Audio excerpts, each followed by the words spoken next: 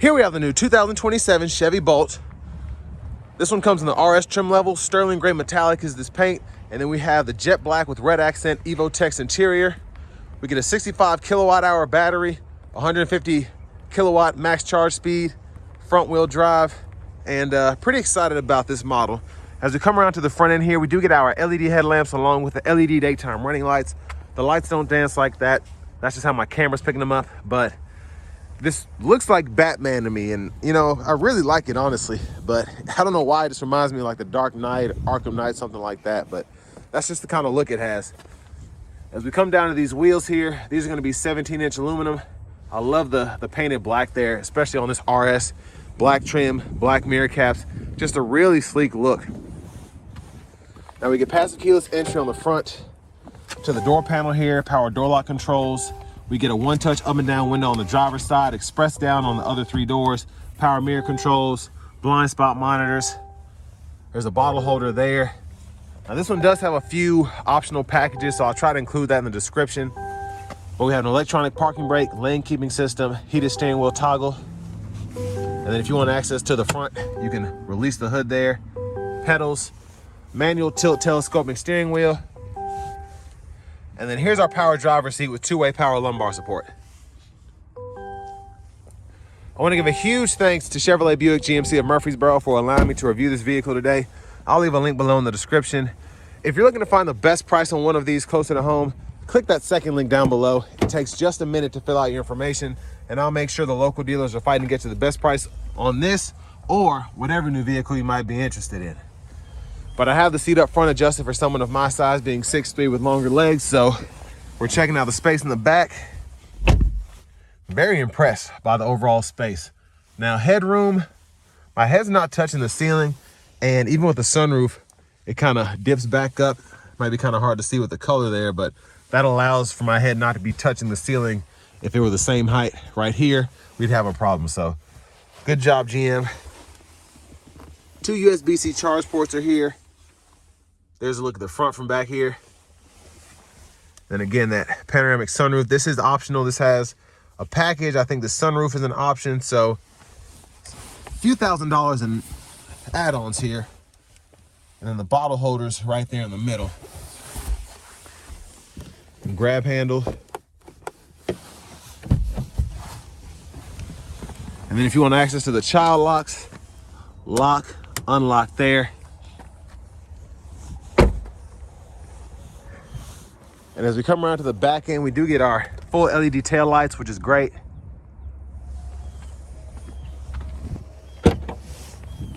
Cargo area.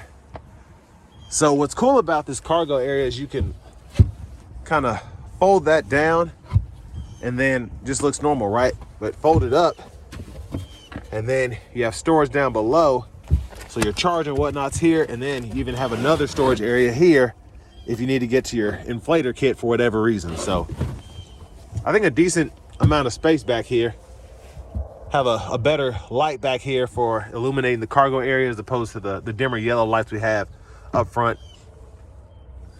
And we do have the top tethers for the car seats on the back of the seats themselves.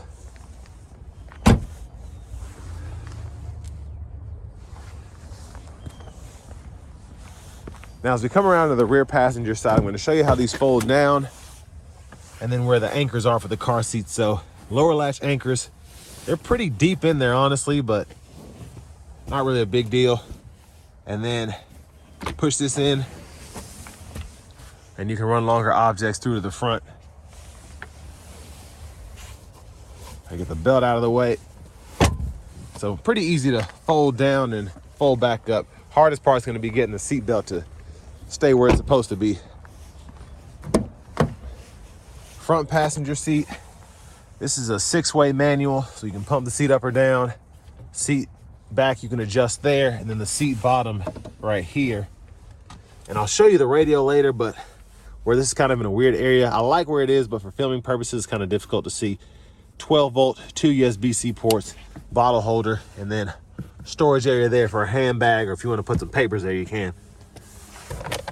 Glove compartments here. And then I like this storage area. You have a top pocket here, and then you have two smaller ones down below. So tons of storage there for the front passenger.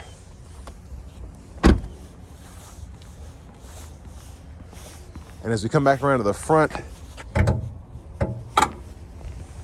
so you do get a front mounted electric motor, front wheel drive, so everything's hooked up there.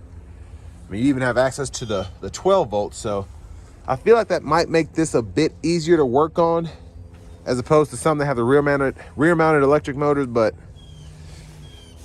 I still wouldn't fool with it personally. But that's just me.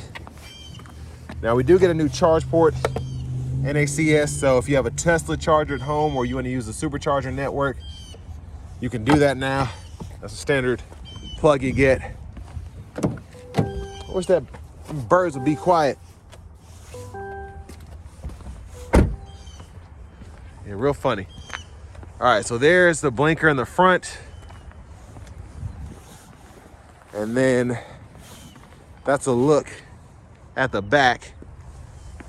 Let's go ahead and hop in the driver's seat. So nice leather wrap steering wheel here.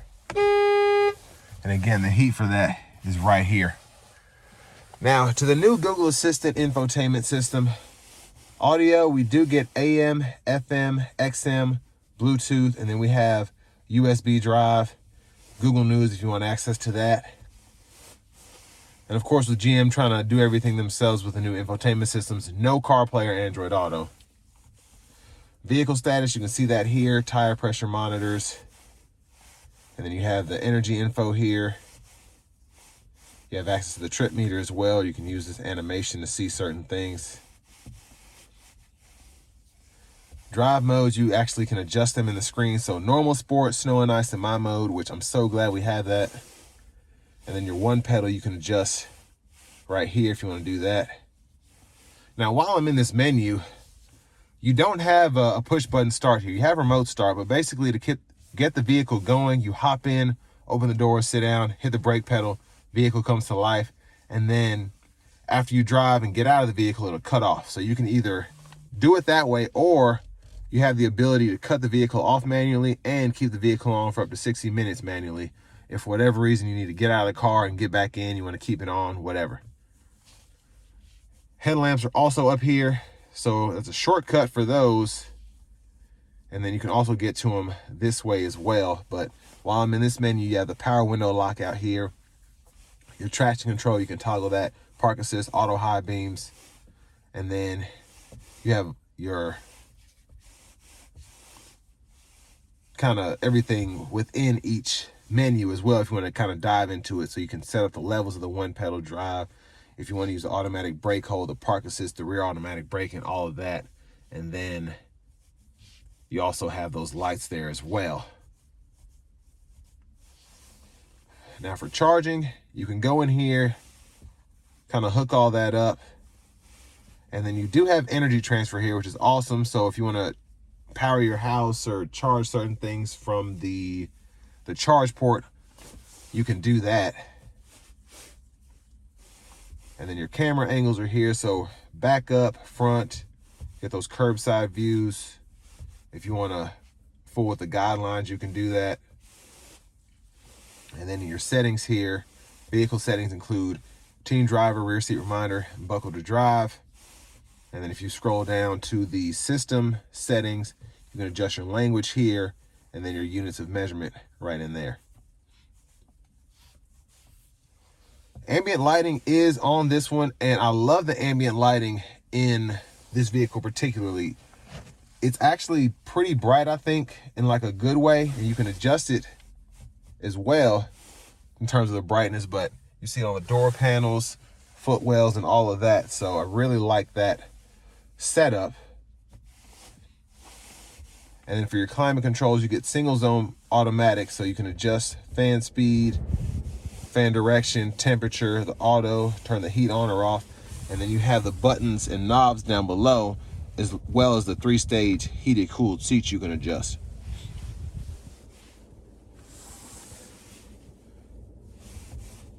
I think I showed that. And then you have Google Maps, Wi-Fi hotspot, connect your phone. And that's pretty much all there is in the screen, at least of importance. You have a knob here, you can mute there, hazards right there. But down here, wireless charging pad, storage.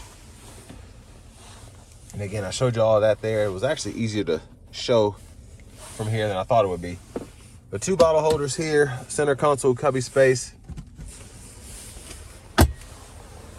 There's a look at the back seat from up here. And then with that panoramic roof, that's what that looks like. And then you can also slide it one touch there.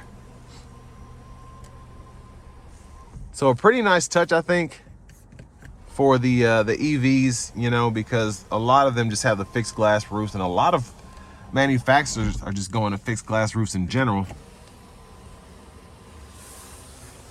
But there are the controls for the sunroof, lights, OnStar. You do get a rear camera mirror here. And then the vanity mirror right there. Now I will say this, I don't understand, and you know, I don't make cars for a living, but I don't get why we don't have a light here. I don't get why these are yellow. This is an RS 36 grand car, but whatever. Now, to the stalks, blinkers. We do have the rain sense wipers on this one. It's an option. And then we have the rear wiper fluid for the rear, and then front fluid there, and your high beams. Now the shifter is on the column, so you just hit the brake, pull for neutral, pull it up for reverse, pulling down for drive, press P for park. Behind the steering wheel on the left side, we can go through our track list or radio station favorites by toggling that. And then volume, we can adjust up or down there. We do get adaptive cruise here, so we can turn that on or off, and then we can go between adaptive and regular by holding this cancel button. And then we can set the speed for that right here with that switch. And then for the forward collision alert and the adaptive cruise, we can adjust the gap right here. Voice recognition, mute, and then we have a phone button and an audio source button. So when we press this, when applicable, we can use this as a scroll bar and then press it down as like an OK, if that makes sense. So you can do all of that. And then finally, here's the key fob with remote start.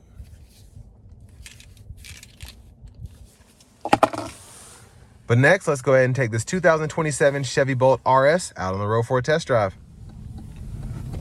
So starting the test drive in this Chevy Bolt here, you know, you have the option of getting a lower trim level in terms of the LT from the Bolt, but I really like this RS. I like the packages that are included here. It's just a really nice vehicle, I think, for the money. But specifically for the range, you're still getting 262 miles of range here, under 40 grand sticker price, and you get a car that's pretty usable as a daily driver. Now here in sport mode, pretty peppy. Normal mode is just a tad lighter, let me put it that way. But I want to keep it in the sport mode. We're gonna give it a pull and see what it's got.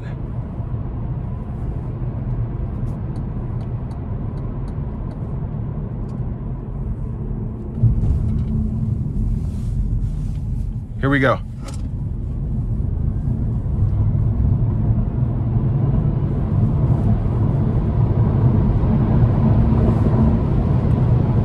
Yeah, a lot of pep in its step, really like that.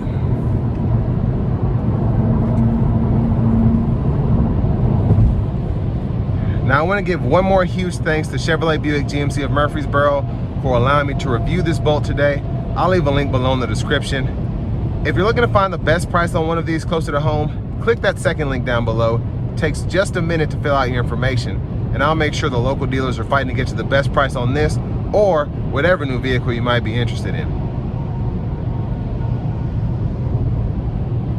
Now, I will say, you know, these are EVs, so still, when you're driving this in this kind of weather, like it's 28 degrees outside, you're gonna feel just a tad bit of,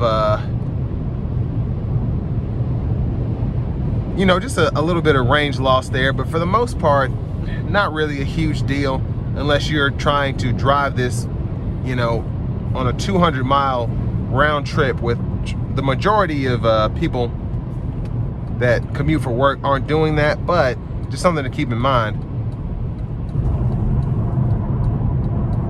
But I mean, that wouldn't deter me from getting this, honestly. 262 miles, even in the winter. If you cut that in half, it's more than enough for a round trip to work for me. Probably 3 or 4, honestly.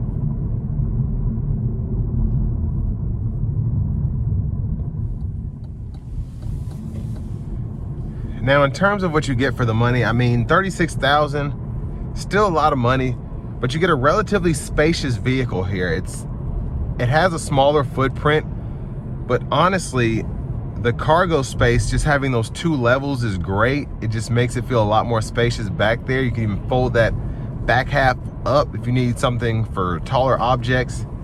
262 miles of range. You have a 65 kilowatt hour battery. Having that energy transfer feature is really cool. But you get heated, cooled seats, a heated steering wheel, adaptive cruise here, the optional sunroof, blind spot monitors. It's just, there's a lot here, I think, for the money. So on paper, it's a Chevy Bolt, but the features you get, the range, the efficiency, $36,000, I don't think is a lot of money for this car. And then throw on top of that, you get the new NACS charge port, so you're not having to deal with Electrify America's charging infrastructure if there aren't enough chargers out there for you. You have Tesla supercharger network, which, you know, they're expanding every day. They have charging stations everywhere. But what you get here is a fantastic daily driver, a fantastic commuter car, a fantastic budget EV in my opinion. From the range to the looks, the new interior, having this Google Assistant system with Google Maps installed. I've had a Cadillac Vistic as a loaner for a couple of weeks, and I've used the Google Maps in there, and I really do see why they're trying to get a subscription out of that. I really like that system better than my Apple Maps. I wouldn't necessarily pay for it, but you have that subscription. So if you're going somewhere new for a month, or let's say you think it's worth the money, you have that available in the car. And it's really better, in my opinion, than any other navigation interface I've dealt with in terms of what's in a vehicle. So that's a huge plus there. But the amenities are fantastic. The ease of driving is great. It's just a really nice car, again, for this money. And if you don't need this extra stuff, save $5 grand and go down to an LT. But all that being said, this will bring me to the end of my review of this 2027 Chevy Bolt RS.